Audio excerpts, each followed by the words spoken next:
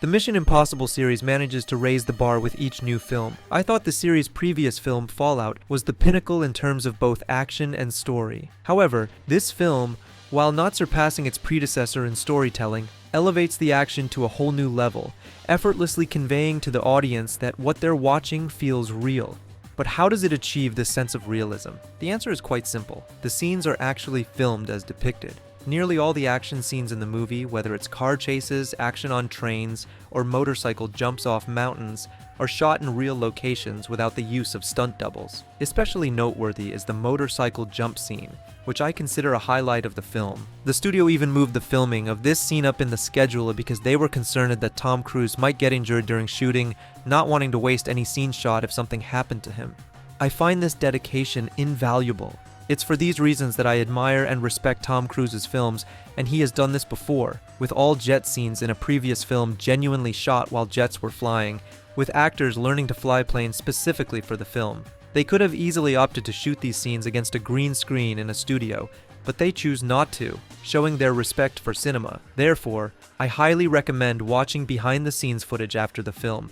Seeing how these scenes were made is enjoyable as watching the film itself. This effort is a sign of their respect for the audience. In an era where even Spider-Man's mask is CGI'd, movies like these save cinema. I'm not against the use of CGI in films. It's one of the greatest innovations in cinema, enabling us to see worlds on the silver screen we could only dream of before thanks to this technology. However, when scenes that could easily be done with practical effects resort to CGI and it's poorly executed, it ruins the viewing experience. That's why what Tom Cruise does is so precious and why I think these kinds of films are saving cinema. Let's talk a bit more about the film itself. Before watching, I was afraid the movie would feel incomplete because I knew it was part one of a two-part story, and these kinds of films usually have one main storyline that naturally feels incomplete in the first film. However, this film has a main story that spans two films, as well as a subplot that begins and ends in the first film, so it doesn't leave you feeling like the film is incomplete. Still, I think the story gets a bit complicated towards the end,